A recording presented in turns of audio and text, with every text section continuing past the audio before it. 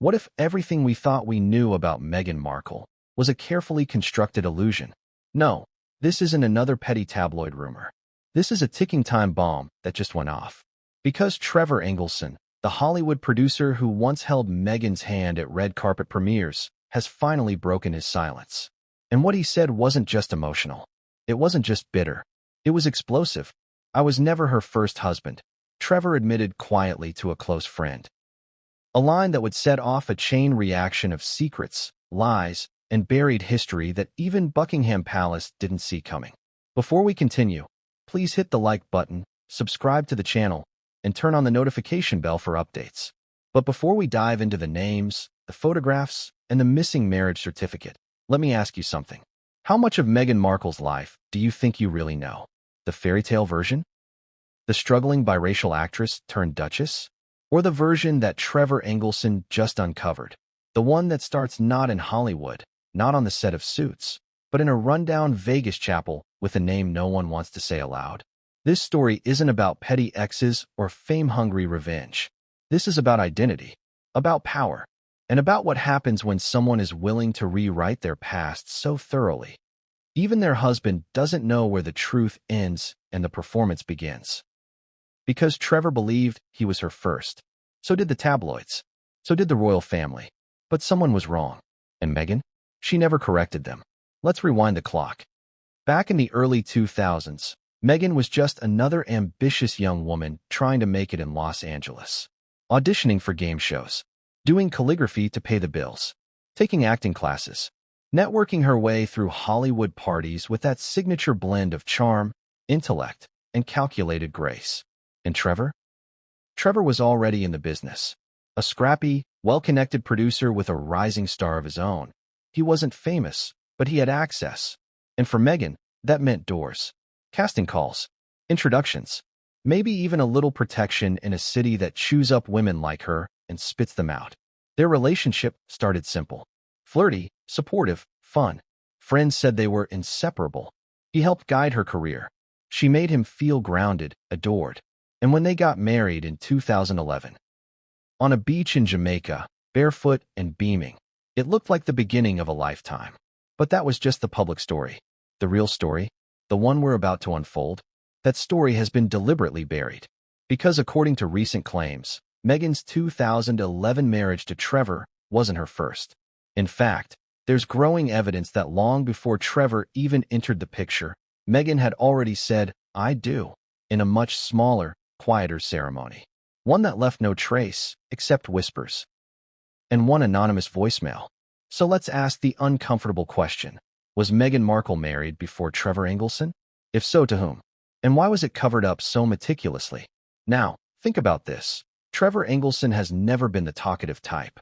Not during the royal wedding fallout. Not during Oprah.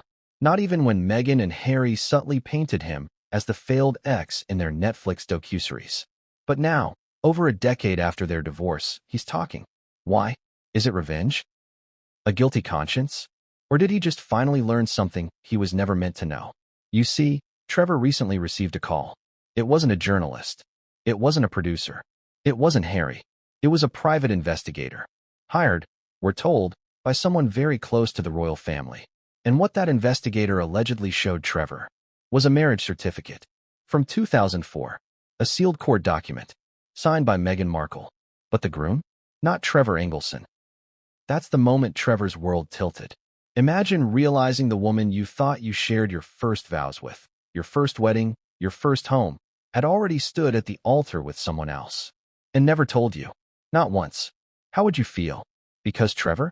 According to a close friend, he said just 5 words after seeing that document. "She lied to everyone, including me." Now, before we go any further, let's pause. Because right now, you might be wondering, why does this matter? Isn't everyone allowed to have a past? Does an old marriage, if it existed, really matter in 2025? Here's why it matters. Because Meghan Markle's entire brand, her global identity, is based on truth, survival, and transparency. She positioned herself as the underdog, the outsider, the woman who fought against the odds and told the world, "I've got nothing to hide."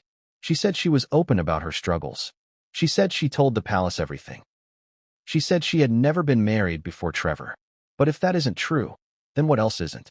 How do you trust someone who curates their past so selectively that even their spouse is left in the dark? And remember, this isn't just any woman.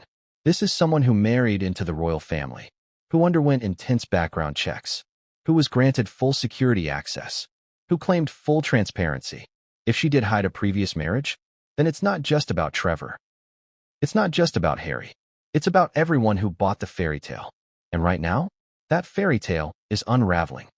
But let's zoom in, because the moment Trevor received that phone call, everything changed. At first, he dismissed it. He wanted to. He told the caller, "You've got the wrong Meghan." But then the document arrived. It had her name, her old address, her old signature, unmistakable. And suddenly, the past he thought he knew started to look like a cover story. So he started asking questions. Friends from college, old roommates, acting classmates. And what he heard was disturbing. Someone remembered a late-night Vegas trip. Another recalled a drunken wedding dare that might have been real. A third said Meghan had once told them she did something stupid in 2004, and then never mentioned it again. It wasn't enough for a legal case, but it was enough to break Trevor's silence. He's not suing. He's not writing a tell-all. But what he is doing is finally speaking the truth. And that's what brings us here. Because over the next few chapters, we're going to uncover everything. The anonymous husband, the sealed court record, the pattern of erasure, the friend who knew too much, and the one piece of evidence that may finally confirm what so many have whispered for years. That Meghan Markle, the Duchess, the philanthropist, the global brand, carefully deleted the first chapter of her life. And for what? To protect her image? Or to protect something? Or someone else? The answers are coming. But what came next would change everything, and no one saw it coming. What if the marriage the world obsessed over was never the one that mattered most? The image is familiar. Meghan Markle in a sunlit photo on a Jamaican beach, barefoot, laughing, radiant. Trevor Engelson beside her, squinting in the light, holding a drink, grinning like a man who believed he had it all. The year was 2011. Their wedding was intimate but lavish, a 4-day celebration on the sand with close friends, reggae beats, and endless rum. To the guests, it looked like a new beginning. To Trevor, it was the culmination of a 7-year relationship, one built on shared dreams, Hollywood hustle, and the belief that they'd made it together. But to Meghan, that wedding may have been a strategic rebrand. Because if the claims are true, if there was a previous marriage, then this wasn't her fresh start. It was her cover story. And Trevor? He was the second chapter in a book he didn't know had already begun. Let that sink in for a moment. Imagine marrying someone, only to find out years later you weren't the first, and they never told you. That's not just betrayal. That's identity theft on a soul-deep level. So how did it all unravel? Let's rewind. In the months following their tropical wedding, things began to change. At first, it was subtle, long-distance strains. Meghan had moved to Toronto to film Suits, while Trevor stayed in Los Angeles managing his production career. They flew back and forth, sure. Phone calls, FaceTimes, little gifts. But over time, those moments became fewer, shorter, tense. Trevor thought it was stress, the pressure of new fame. Meghan thought it was something else. She told friends he didn't understand her growth. She told Trevor that he was holding her back. But the real reason? It may have had nothing to do with Trevor at all, and everything to do with a truth she'd buried almost a decade earlier. One that began to rise to the surface when a figure from her past reportedly resurfaced. According to a source close to Trevor, the cracks didn't begin with career distance. They began with an envelope, unmarked, dropped into their Los Angeles mailbox. No return address. Inside, a single photograph, a grainy image of Meghan, much younger, standing beside a man no one recognized.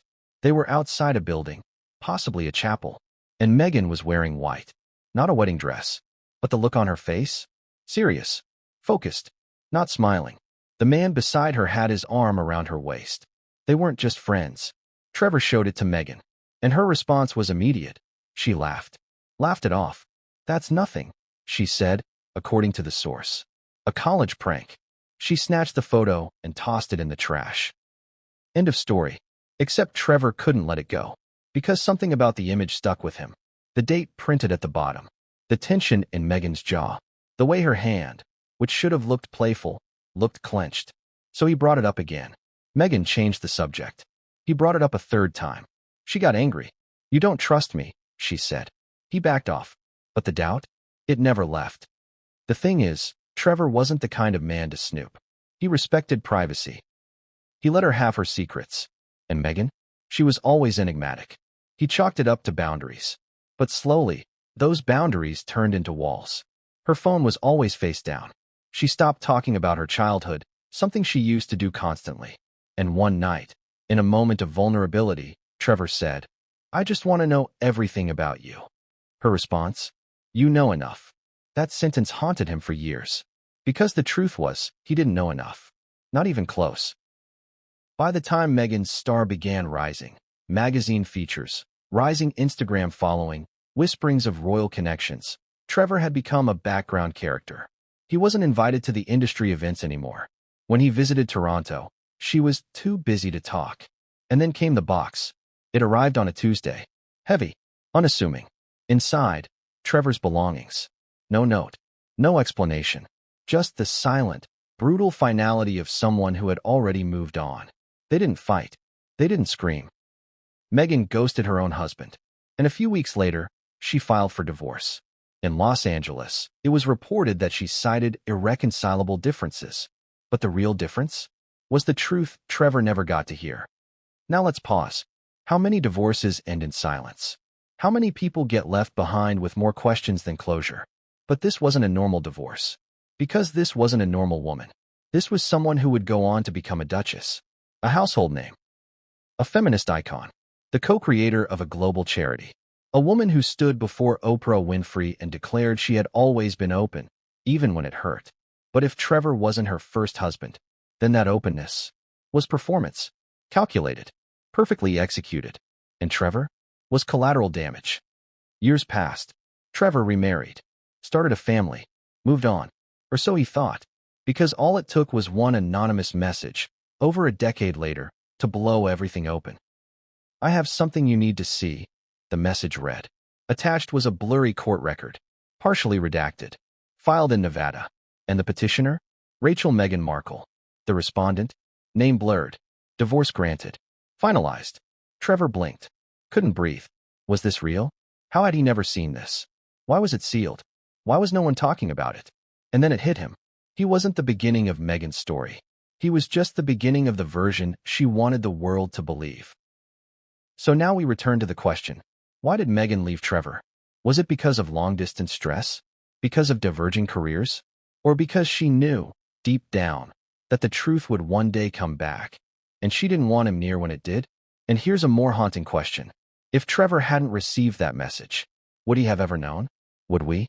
Because let's be clear, Meghan didn't just leave a marriage behind. She erased it, scrubbed it from public records, never spoke about it in interviews, never mentioned it to her royal in-laws. Even when directly asked about her past marriages, she said only Trevor. But if the court record is real, that was a lie, not a mistake, not an oversight, a lie. And the next piece of evidence would make that even clearer.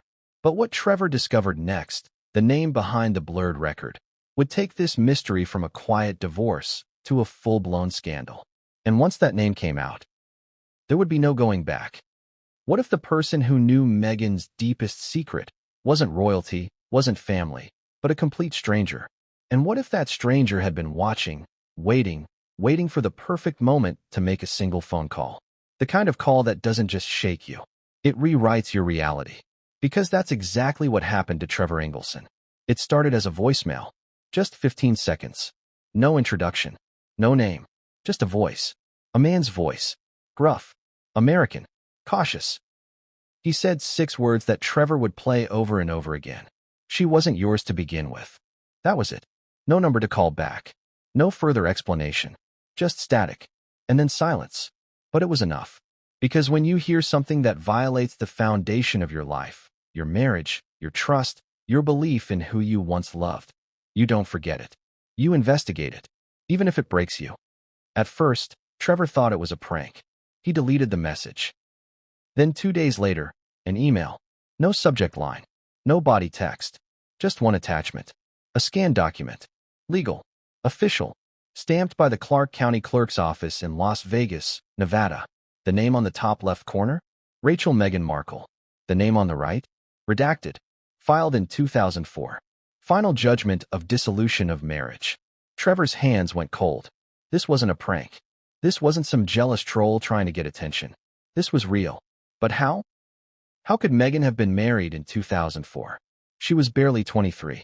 They didn't meet until 2005. And in all their years together, 7 years dating, 2 married, she never once mentioned it. Never a first time I walked down the aisle story. Never a joke. Never a you remind me of my ex. Nothing. It was as if this other man never existed. But the court didn't lie. The signature was hers. The address was hers. The judge's stamp was official. This wasn't gossip. It was evidence. And Trevor? He was about to go deeper than he ever imagined. Let me ask you this. If you found out your ex had a previous marriage they never disclosed, would you want to know everything? Or would you walk away? Trevor tried to walk away. For 3 days, he didn't talk to anyone. Didn't answer emails. Didn't tell his new wife. Didn't eat. He sat in his LA office, staring at that PDF over and over again, trying to make sense of a timeline that suddenly felt like fiction. Because if Meghan was married in 2004, what else did she erase? Who was the man? What did he know? Why was there no record of it anywhere online? It wasn't just a hidden marriage. It was a deleted life event. And when someone hides something that completely, you know it's not about embarrassment. It's about danger. What kind of truth requires that level of silence? That's when Trevor reached out to someone he swore he'd never speak to again. His old friend Max. A former entertainment lawyer, now a private investigator for the rich and paranoid. Trevor sent him the PDF. Within 5 hours, Max responded.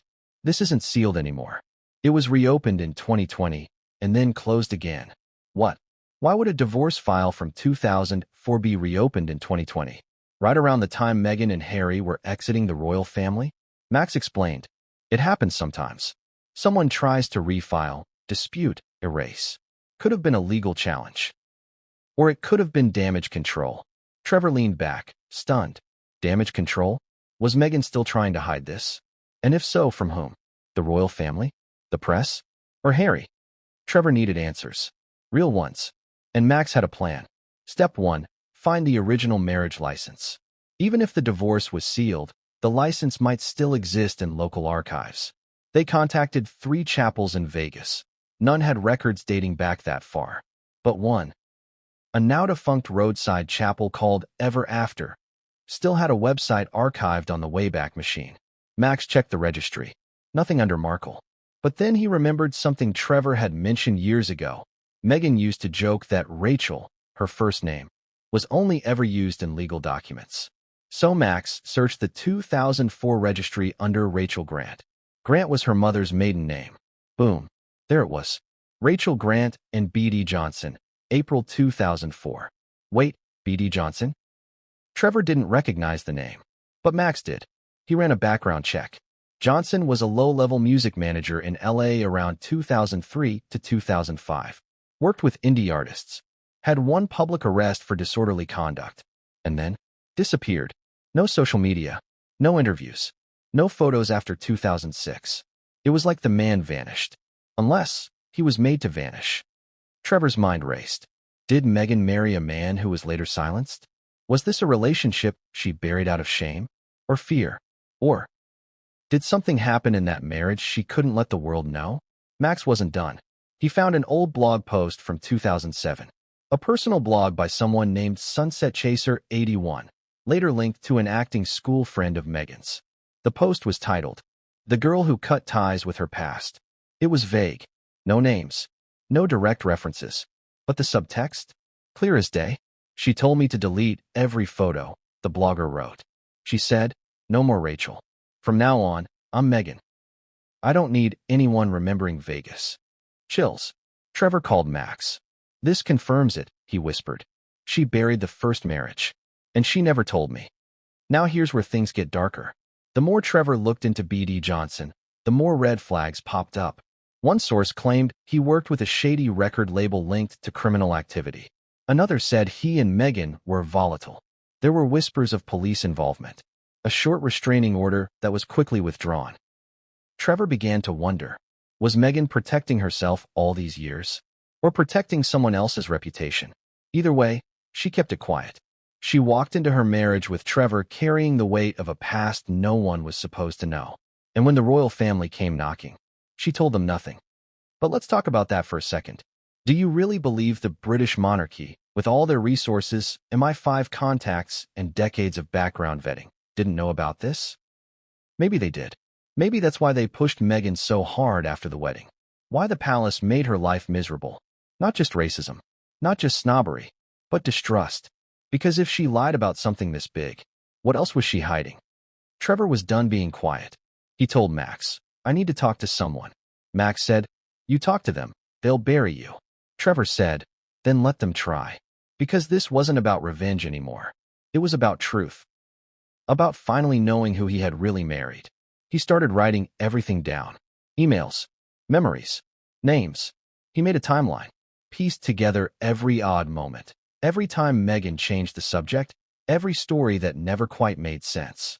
And in the middle of that web, that single, blurry wedding photo. The one she called a prank. But now he knew it wasn't. He wasn't the first. He was the next chapter. The sequel to a book that started in secrecy and ended in silence. But not anymore. Because Trevor was about to say the name behind the blurred record, the name Meghan never wanted spoken aloud. And when he did, the walls would start to crack. But the person who really brought the whole thing crashing down wasn't Trevor. It was someone far closer, far quieter, and far more dangerous. What if the truth didn't come from an enemy, but from someone inside Meghan's circle? Someone who had been there from the beginning. Before Trevor, before Suits, before the speeches, the charity galas, the royal waves. Someone who knew the original version of Meghan Markle. The version before the rebrand, before the reinvention, before the Duchess title. Because when the cracks in the story began to spread, it wasn't Trevor who kicked down the door. It was her. We'll get to her in a minute. But first, let's talk about the man no one could name. Until now. The one before Trevor. The one Meghan erased.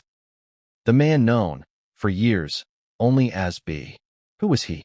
And why did he disappear? Let's rewind the clock. Back to 2003.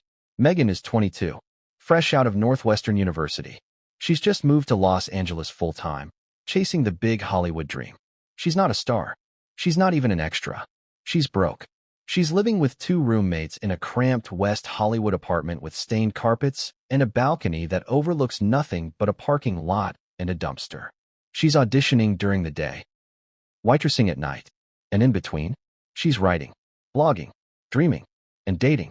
That's when B enters the picture. A smooth-talking guy in his late 20s, known in underground circles as a fixer in the music industry. Not famous, not powerful, but connected. He had the kind of social currency Meghan needed.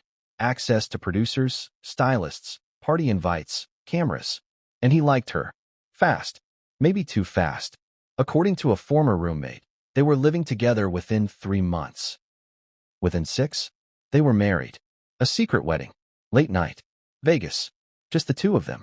No guests. No flowers. No photos. Only a license. A signature. And a vow Meghan would spend years pretending never happened. The roommate, who we'll call Elena, stayed quiet for years. But when she heard whispers of a court document resurfacing, she finally decided to speak. "I remember the morning after," she said.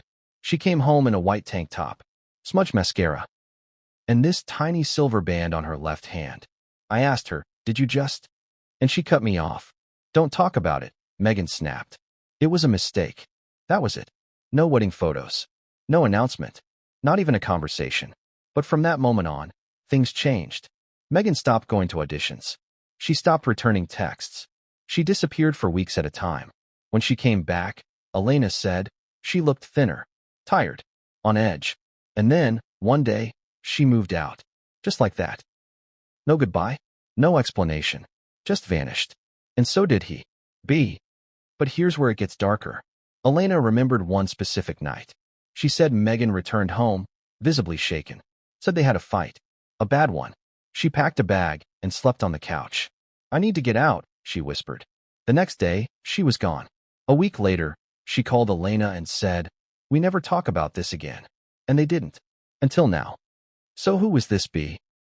His name, according to the marriage license Trevor's PI uncovered, was Brandon D. Johnson, a minor music manager affiliated with small-time rappers and underground producers in the early 2000s.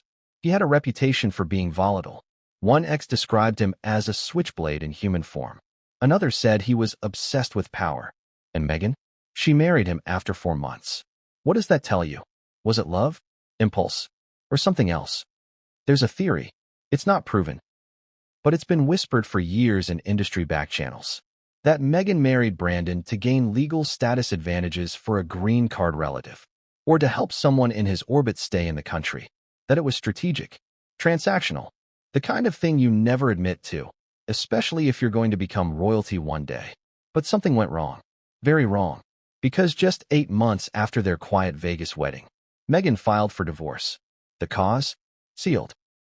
But according to a paralegal in the courthouse at the time, who wishes to remain anonymous, Meghan requested an emergency dissolution citing irreparable conflict and safety concerns. No further detail. No police report. No restraining order. Just a sudden, sharp exit, and then silence. And here's the most unsettling part. Brandon Johnson hasn't been seen in over a decade. No social media. No LinkedIn. No music credits. It's like he dropped off the face of the earth. Now, in some cases, that's not unusual. People walk away from the industry all the time. But in this case, it feels different. It feels engineered. Did Meghan erase him? Did someone help? And what leverage did she hold to keep every single person quiet for over a decade? Because here's what we now know. Trevor never knew about Brandon. Neither did Harry. The royal family claims they had no idea. But someone did know. Someone close. A woman named Sandra. A former stylist turned boutique PR manager. Someone who worked with Meghan before Suits, back when she was just Rachel from LA. And Sandra was there the day Meghan filed for divorce. She drove her to court, held her hand in the hallway, watched her sign the papers. She saw everything, and she kept her mouth shut until now. Why did she come forward? Not for money, not for fame, but because of one sentence she read in People magazine last year. Meghan had said, "I've always been honest about who I am. My past, my struggles, my journey." Sandra laughed out loud when she read it. She called her friend and said, "That's it. I'm done." Because for her, that was the last straw. She'd stayed quiet long enough. Sandra told a journalist, "The Meghan you see today isn't the Meghan I knew. The real Meghan was smart, sure, but she was strategic, calculating. She made moves." And when asked why Meghan never spoke about Brandon, Sandra didn't hesitate. She was ashamed, but not for the reasons you think. Ashamed of what exactly? Sandra wouldn't say, but she did offer one eerie quote. She told me once, "If that marriage ever comes out, it's over. Everything I've built will burn." Those were her exact words. And that's why Trevor's discovery mattered. Because it wasn't just about a forgotten ex. It was about a carefully constructed lie. A life story, curated, cleansed, controlled. And if Brandon Johnson's name ever went public, the entire house of cards could collapse. But here's the most important twist of all. Sandra wasn't the only one who knew. One of Meghan's former Suits castmates, who requested anonymity, confirmed she once mentioned a crazy mistake in Vegas during a cast dinner. She brushed it off like a joke, the castmate said. But her face went pale. Another remembered a line Meghan once said in passing. "I've already had a starter marriage. Never again." They laughed at the time. But now? Not so funny. So where does that leave us? With a name, a timeline, multiple confirmations, and a motive to hide. And Trevor? He now knew what he was dealing with. He hadn't just been abandoned. He'd been used. Made part of a narrative that was already fiction. He wasn't the beginning. He was the replacement. The official first husband in the version of Meghan's life she deemed safe enough to make public. But now? Now the first draft was leaking, and the truth was spilling out. But we still haven't answered the most pressing question. Why did Meghan go to such extreme lengths to erase Brandon Johnson? Was it the violence? The embarrassment? The possible illegality of the marriage itself? Or was there something even more dangerous she was trying to keep hidden? Because what came next wasn't just a resurfaced document or a blurry memory. It was proof. Hard, digital proof, posted by accident. Then deleted. But not before it was screenshotted. And when that image hit the inbox of a London tabloid, all hell broke loose. It only takes one screenshot to burn down an empire. That's the terrifying truth of modern fame. And it's a truth Meghan Markle learned the hard way when an image she thought was long buried suddenly resurfaced in a London tabloid's inbox. It was sent anonymously. No name, no message, just a subject line. 2004, Vegas. Proof. And when the editor opened it, he froze. Because what he saw was a photograph no one outside a handful of insiders had ever laid eyes on. It wasn't glamorous. It wasn't posed. But it was unmistakable. Meghan Markle. A white dress. Standing next to a tall, thin black man with braided hair. A man no one recognized. Except those who knew the name Brandon Johnson. Behind them, the faded sign of an off-strip chapel in Las Vegas. Forever Love Wedding Center. The timestamp? April 23, 2004. It wasn't just a picture. It was evidence. And for Meghan, it was a time bomb. Let's rewind 21 years. Las Vegas, spring 2004. Meghan had just finished her final semester at Northwestern. She was in between identities, no longer a student, not yet an actress. She was hungry, restless, dreaming big. And, if insiders are to be believed, she was in a relationship she couldn't control. Brandon Johnson was older, rougher, part music hustler, part manipulator. He saw Meghan as a ticket out of small-time gigs. She saw him as something more complicated. A shortcut? A mistake? A power move? It depends on who you ask. According to Sandra, the former stylist and friend who later came forward, Meghan had mentioned a trip to Vegas with Brandon. She was vague, Sandra recalled. Said they were going to do something spontaneous. I thought it was a weekend hookup. I had no idea she meant marriage. But that's exactly what happened. The Forever Love Wedding Center wasn't even a full chapel. It was a converted strip mall, 2 rooms, and a plastic rose arch. For $75, you got a quick ceremony, a Polaroid, and a legal certificate stamped within the hour. It was fast, discreet, convenient, and critically, back then, not fully digitized. Which meant for years, Meghan's brief marriage could stay hidden, buried under paper records, misfiled under a different surname. But the mistake she made? She used her real name, Rachel Meghan Markle. And once the image was found, it was only a matter of time before someone connected the dots. Here's where things get really strange. That chapel? Burned down in 2012. No official cause ever confirmed. No casualties. But all records destroyed. Except for one. A scanned Polaroid kept by the officiant. An elderly man named Lester Moore, who'd worked there part-time in the early 2000s. When the chapel closed, Lester kept a few mementos, mostly out of nostalgia. Old photos, certificates, guestbook scraps. And in 2024, when he was 78 years old, his niece helped him digitize his boxes. That's when she found the photo. Recognized the woman instantly. Isn't that the one who married the prince? She asked Lester. He squinted. Maybe. Dunno. She uploaded it anyway. Privately. Unlisted. Google Drive. And someone saw it. We don't know who. Could have been an intern. A journalist. Or a Reddit sleuth with too much time. But it got sent to the tabloid. And within hours, the British media machine was rumbling awake. The tabloid editor faced a choice. Print and explode the internet. Or verify and hold. Surprisingly, they waited. Why? Because this wasn't a one-page scandal. This was a constitutional crisis in the making. If Meghan had lied about a prior marriage, and the royal family had either ignored or concealed it, the public fallout could be catastrophic. So the editor reached out quietly to one of their royal correspondents. The response? A single text back. The palace will want to bury this. But it was too late. Because Trevor already had the photo. It had been forwarded to him, twice. Once by Max, his investigator. Then again by someone else entirely. Someone with a Gmail address and no name. No message. Just the image. Trevor stared at it for 20 minutes. Same eyes. Same jawline. Same posture she had on their own wedding day in Jamaica. Except younger. Harder. And with a different man entirely. That's when Trevor cracked. He called Max and said, "This ends now. Let's step back for a second. Why does this matter? Why does one blurry Vegas photo mean anything in a world of paparazzi, tabloid gossip, and royal headlines? Because it's not about the photo. It's about what it represents. A deliberate omission. Not a youthful mistake. Not a private heartbreak. but a strategic, surgical deletion of a foundational moment in Meghan's past. A marriage. That's not something you forget. That's not something you laugh off. That's something you hide. And in Meghan's case, she hid it perfectly. Until the internet remembered. So what happened in Vegas that night? Details are murky. No audio, no video, just the photo and the license. But here's what we do know. The wedding was performed just after midnight. They checked in under their legal names. Paid in cash. No witnesses signed the form, which meant Nevada law required only one officiant to validate it. They were legally married. Period. But they never took the certificate home. It was held for pickup and never collected. Which led some to speculate.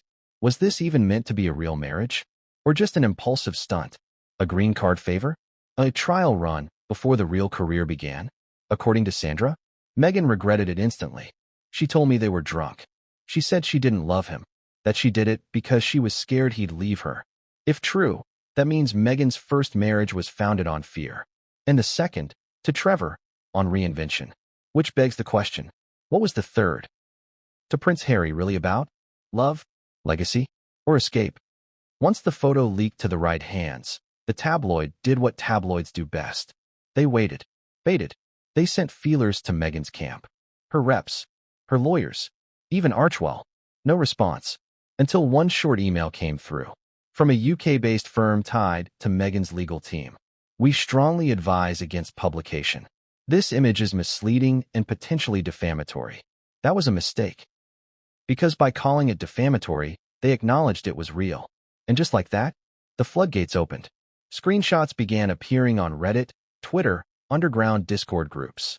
One former Suits staffer DM'd a journalist. We always knew there was something she wasn't saying. Now we know what it was. Trevor's phone rang nonstop. And then, so did Harry's. Because once the British media smelled blood, the palace couldn't ignore it any longer. And according to insiders, Prince Harry asked Meghan directly, "Is this true?" She didn't deny it. She pivoted. "They're using this to destroy me," she allegedly said. "It was a mistake. A long time ago. It doesn't matter." But Harry, known for his temper when blindsided, reportedly said just one thing. "Why didn't you tell me?" And that was the moment everything shifted. Back in LA, Trevor was silent. He didn't give interviews. He didn't leak more. But close friends say he was angrier than they'd ever seen him. Not because she married someone before him, but because she looked him in the eyes, for years, and built a life with him based on a lie. He told one friend, "I was the backup, the safety net. She married me because she thought that secret would never come out. But it did. Because secrets don't stay buried forever. Especially not in Vegas. Especially not when there's a paper trail. Especially not when the people you've silenced are done protecting you." And the worst part? That image was just the beginning. Because what no one expected was what came with it. A short, scrawled note on the back of the original Polaroid, scribbled in blue pen. 6 words. Words that would take this scandal from controversial to catastrophic. RMM, forever yours. You promised. Signed. BJ. What would you do if the past came crashing through your carefully sealed front door? Would you deny it? Hide it? Destroy it?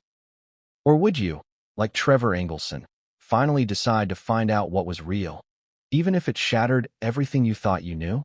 Because for Trevor, that scrawled note on the back of a 20-year-old Vegas Polaroid wasn't just a haunting relic. It was a call to action. RMM, Rachel Meghan Markle. Forever yours, a vow no one else had ever seen. You promised a threat? A plea? A secret only 2 people shared? And the signature? BJ. Brandon Johnson. The ghost Meghan had spent 2 decades erasing. Just left his fingerprint on the last surviving photo from a marriage she told no one about. Not even Trevor. Especially not Trevor. And that's when Trevor made the decision. No more speculation. No more third-hand accounts. No more silence. It was time to search. But Trevor didn't go to TMZ. He didn't run to a podcast or leak the photo to Daily Mail. He didn't go public. He went private. Because if he was going to dig into Meghan's buried past, he needed facts, not noise. He needed names, files, witnesses. He needed receipts. And more importantly, he needed someone who didn't know Meghan anything. Enter David Lerner, a man whose name you won't find in any headlines, but whose fingerprints are all over Hollywood. A high-end fixer turned consultant. Ex-intelligence, now private sector. Handles sensitive matters for studios, producers, celebrities with crumbling NDAs and billion-dollar skeletons. Trevor had heard of him through mutual friends. Quiet, discreet, expensive, perfect. Trevor called him on a Tuesday, gave him the full story, or at least the pieces he had. The sealed Vegas divorce, the court file, the photo, the note. David didn't react. He didn't flinch. He just asked one question. Do you want to expose her or understand her? Trevor paused. He didn't want revenge. He wanted truth. Because how do you heal from a lie if you don't even know how deep it goes? David agreed. The search began. Step 1. Find Brandon Johnson. If he was alive, if he was in hiding, if he still held any part of Meghan's original identity, they had to find him. David began with banking data. A Brandon Johnson matching the right age and former address had a dormant account tied to a credit union in Compton, California. No activity since 2017. Social Security, no death record. No marriage license either. Then a driver's license renewal in 2016. DMV photo. Confirmed match. Then nothing. No social media. No employment filings. No utilities. It was like he'd gone underground. Or someone put him there. So Trevor went a different route. He started reaching out to people from his own life with Meghan. People who had once adored her, celebrated their wedding, posted selfies with Team Meghan and Trev captions, but who had mysteriously vanished from her life once the Duke entered the frame. One by one, he reconnected. A college roommate, a former casting agent, one of her first acting coaches. The pattern? Silence. Uneasy, measured silence. It's been a long time, Trevor. I don't really talk about that stuff anymore. She asked me not to comment. Every call ended the same way. Awkward exit. No details, some version of sorry, can't help. Except one. Melissa.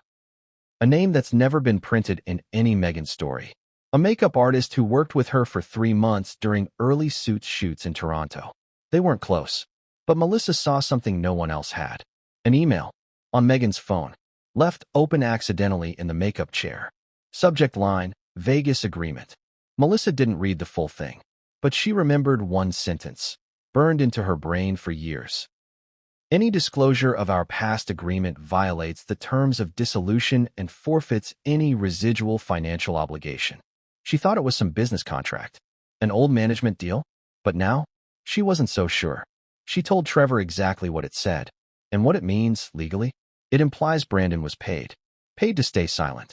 Paid to disappear. That's not just a cover-up. That's a buyout. And it begged the question. What was so damaging about that marriage that Meghan felt she needed to pay him off? And why? If she had done that, was he now writing notes on old photographs and mailing them to tabloids? What changed? Trevor and David needed someone on the inside. Not Hollywood. Not Meghan's team. Not the palace. Someone from Las Vegas. Someone with direct access to sealed records, property transfers, chapel logs. That's when David tapped a contact in the Nevada family court archives. A woman known only as Sierra.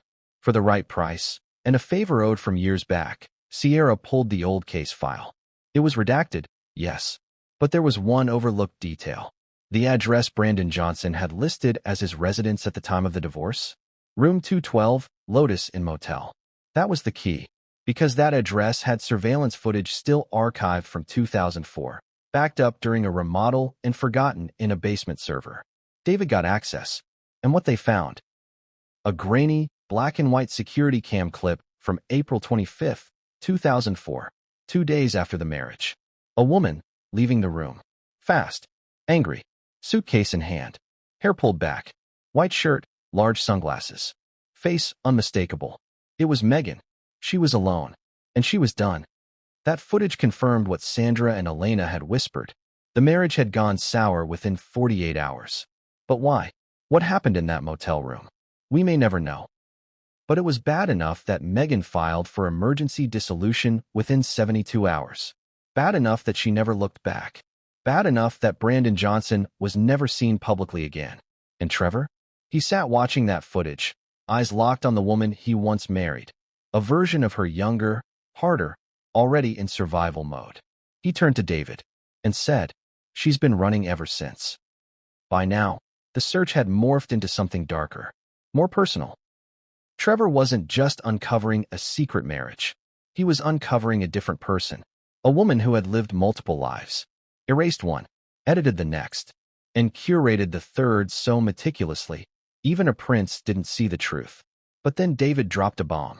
He found an old letter, postmarked 2005, addressed to Meghan's former apartment, from Brandon Johnson. The return address was smudged, likely fake, but the content? Devastating. A copy of the letter was in the file Sierra pulled, likely used in court to explain why Meghan requested the record sealed. Because in it, Brandon wrote, "You used me. You needed a story, a contract, a name to clean your own. And when it was done, you disappeared. But don't ever forget, you weren't the only one with a past. You weren't the only one running." Those words chilled Trevor to the bone, because they mirrored how he felt years later. Discarded, lied to, used. So what was the truth? Had Meghan manipulated Brandon Johnson? Or had she been victimized? Was she a survivor or a strategist? That's the question Trevor was now asking himself. Because while the timeline painted a picture of panic and erasure, it also hinted at something more tragic. Maybe Meghan had been running from something she couldn't even name. A bad decision? An abusive relationship? A trauma that reshaped her identity? Whatever it was, it left wreckage. And Trevor? He had finally stepped through it. Not as a jilted ex, but as a man trying to put the puzzle together. To understand. To heal. But just when Trevor thought he had all the answers, David called him with one more file. One final piece of the puzzle. A sealed medical report, linked to a court-ordered evaluation, dated April 27, 2004, 3 days after the Vegas wedding. And what was written in the physician's notes? Just one sentence, under mental state. Subject reports disorientation, elevated heart rate, and paranoia following undocumented substance exposure. Wait, substance exposure? Trevor asked David, "Are you saying she was drugged?" David said, "We don't know, but it was possible. And if it was true, then everything changed. Because that would mean Meghan wasn't just hiding a shameful marriage. She was protecting herself from a night she might not fully remember, from a decision she never made in clarity, from a man who used her when she was vulnerable. And that would make Trevor, and maybe even Harry, victims of a much deeper, much older trauma. But that's not where the story ends. Because someone else knew about the Vegas night. Someone close. Someone famous. And they were about to speak. Fame is a funny thing. It draws everyone in, until the spotlight burns too hot. And sometimes, just sometimes, someone steps forward not because they want attention, but because they've had enough of protecting someone else's version of the truth. That's exactly what happened next. Because when the Vegas marriage story started rumbling across the internet, blurry photo, chapel records, the infamous RMM, Forever Yours note, a name from Meghan's past began trending on social media. Not a tabloid name, not a palisade, a celebrity, someone who knew Meghan during her early grind, someone who partied with her in Los Angeles before Suits, before Trevor, before tiaras. Someone who was there in Vegas the night Meghan married Brandon Johnson. And when they saw their names start popping up, they panicked. But then they spoke. And when they did, they confirmed everything. That someone, Cynthia Fields, a reality TV socialite turned influencer who once ran in the same LA circles as a younger Meghan Markle. You may not know her now, but in 2004, she was everywhere. Red carpet premieres, club openings, cameos in rap videos, a brief stint on a VH1 dating show. And Meghan? She wanted in. According to multiple sources, Cynthia and Meghan met at a casting event for a low-budget reality pilot in West Hollywood. They hit it off, bonded over career frustrations, dating horror stories, and their mutual dislike of casting directors who kept telling them to smile more. For a few months, they were inseparable. Brunches in Westwood, drinks at Mood, nights at the Standard, and then came Vegas. It was Brandon Johnson's idea, a last-minute road trip, a getaway. He told Meghan he had something planned, said it would be a night to remember. He invited Cynthia and her then-boyfriend, a local promoter named Ray. They all drove out in Brandon's borrowed Escalade. According to Cynthia, the mood in the car was tense. Meghan barely spoke. Brandon was all energy, playing mixtapes, cracking jokes, talking about how, after tonight, things will never be the same. They got to the Strip around 11:30 p.m., checked into separate motel rooms. Then Brandon took Meghan somewhere private. Cynthia and Ray went to a bar down the road. What happened next changed everything. The next morning, Meghan knocked on Cynthia's motel door. Alone, eyes swollen, silent. Cynthia says she was holding a plastic bag. Inside was a cheap gold ring and a folded marriage certificate. I did it, Meghan whispered. Cynthia asked, did what? Meghan broke down. We got married. I didn't want to. He said if I loved him, I would. I don't remember saying yes. I feel sick. Cynthia was stunned. She begged Meghan to call the police. Meghan refused. I just want it gone, she said. I want to go home. They left Vegas within the hour. Brandon stayed behind. Cynthia never saw him again. Why didn't Cynthia come forward earlier? Fear. She'd built her own brand. She didn't want to be dragged into royal drama. But when the tabloids began circling and internet sleuths started connecting dots, her name resurfaced in forums, comments, Reddit threads. She says she received threats, DMs, emails. Some begged her to confirm the lie. Others accused her of being jealous, bitter, has been trying to stay relevant. So she did what Meghan once did. She vanished. Until now. Because something about the resurfaced Polaroid, and especially the note on the back, broke her silence. She told a journalist, Meghan never lied to me. She told me she was scared. She said Brandon pushed her into it. But she never planned to stay married. She thought it wouldn't count. And then Cynthia said something chilling. That night wasn't just stupid. It was dangerous. She was in over her head. So let's pause. This isn't just about a forgotten marriage. It's about coercion. About control. Maybe even about consent. Because if Meghan really didn't want to marry Brandon, and if she felt drugged, as that medical note suggested, then the ceremony wasn't just impulsive. It was predatory. And Brandon? He wasn't a mysterious ghost anymore. He was starting to look like a man who had power over her. A man who wrote, "You promised," not out of heartbreak, but out of entitlement. And yet, Meghan still never told anyone. Not Trevor. Not Harry. Not the palace. Why? Because telling the truth would have meant admitting to being a victim. And Meghan? She doesn't do victimhood. At least not unless she can control the narrative. But here's where things get even more complex. After Cynthia's testimony went public, in a small, independent podcast that gained viral traction, someone else reached out. A woman named Deirdre. She had worked at the Forever Love Wedding Center in 2004. She confirmed Meghan had called the chapel 2 days after the ceremony, demanding they destroy the record. She said she was never really married. Said she didn't remember saying yes. She was crying. The clerk told her, "You signed it. It's official." Meghan hung up. But later that day, someone came in, claiming to be her attorney, and offered $5,000 in cash to have the document withdrawn. They refused. A week later, the building had a break-in. 2 boxes were stolen. One of them? 2004 marriage files. No suspects were ever found. But Deirdre never forgot. Meanwhile, Trevor was still piecing it all together. Each new voice, each confirmed account, turned his stomach. The woman he thought he knew, the woman he'd planned to spend his life with, had been carrying this all along. Not a dirty secret, a trauma. And instead of processing it, she buried it, rebranded, married him, married Harry, and kept it all locked behind a royal smile and perfectly curated story. But secrets like that, they fester. And one more was about to break. Because just when the world thought it knew all the players, Brandon Johnson reappeared. Sort of. Late one evening, an anonymous Medium post was published under the name Lost in Plain Sight, titled, "She Left Me Before She Even Knew Herself." It was poetic, disjointed, emotional, but unmistakably pointed. He never used her name. But he talked about the Vegas chapel, the girl from West LA, the golden one who saw herself as broken but was stronger than any of us. And then one paragraph lit the internet on fire. I made her say yes. I thought it was love. I thought pushing her into forever would fix us.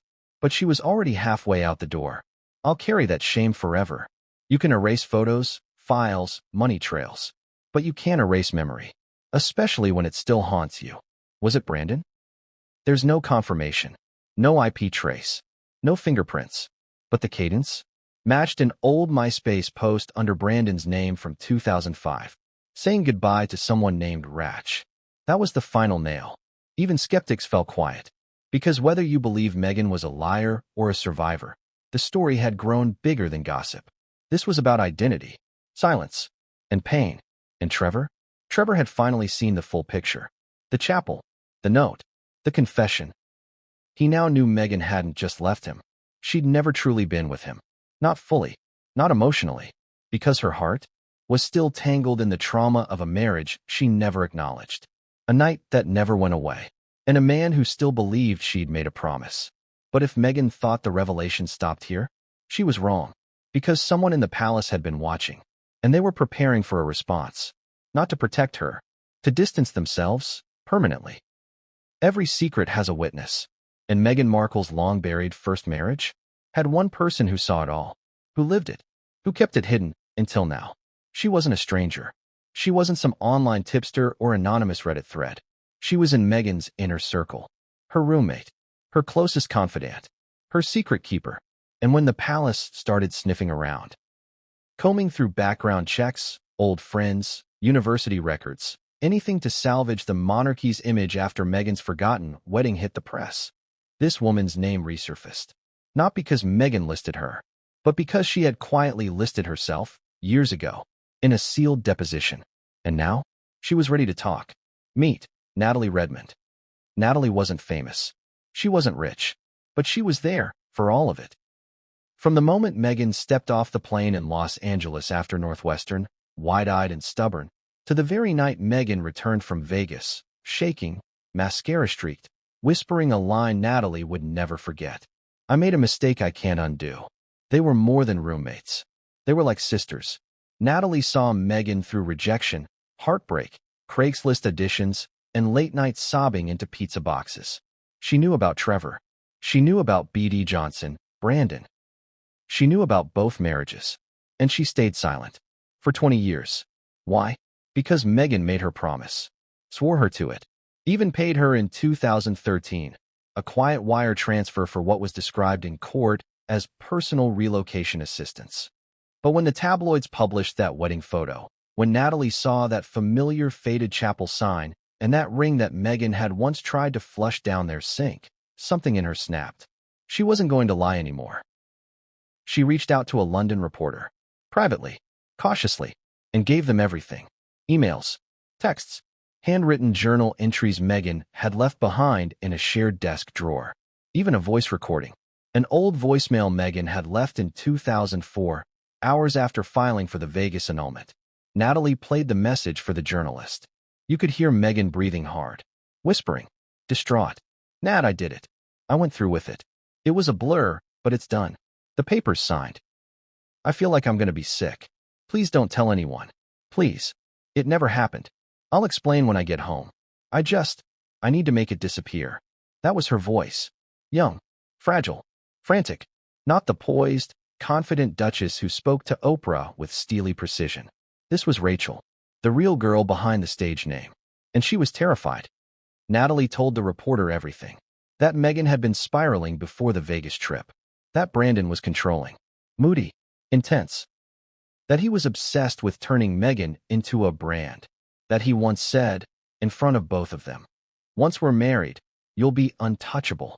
Meghan laughed it off. But Natalie didn't. Because Meghan started changing. Stopped eating. Woke up from nightmares. Began checking locks twice. 3 times. And when she came home from Vegas, she burned her clothes. Not metaphorically. Literally. She dumped a pile of dresses, shoes, and that infamous white tank top into a metal trash can behind the building and set it on fire. Natalie stood there, horrified. And Meghan said, flatly, Rachel is gone. From now on, it's Meghan Markle. And no one ever needs to know. And no one did. Not Trevor. Not Harry. Not even the Queen's investigators. Because Meghan swore, under oath, in her royal background declaration. No prior legal unions exist, outside of my former marriage to Mr. Engelson. That sentence might be what brings the house down. Because lying in a royal vetting process isn't just unethical. It's illegal. Back in London, the palace had already been simmering under the radar. The Queen was gone. King Charles was flailing under medical rumors.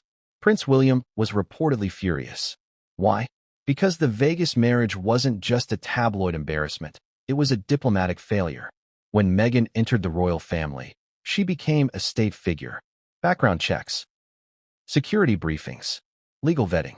Everything had been cleared, or so they thought, because if she'd lied on any part of that process, if she'd hidden a prior marriage, and if that marriage had ties to criminal figures like Brandon Johnson, that wasn't just a personal scandal. That was a national security risk. And the palace wanted out. Fast. Insiders say William personally ordered an internal inquiry. He allegedly met with a royal barrister in early December 2025 to discuss the legal implications of Meghan's omission. A leaked memo, never confirmed, circulated through senior staff at Clarence House. Should the existence of a prior marriage be confirmed, the terms of royal integration will be reviewed retroactively.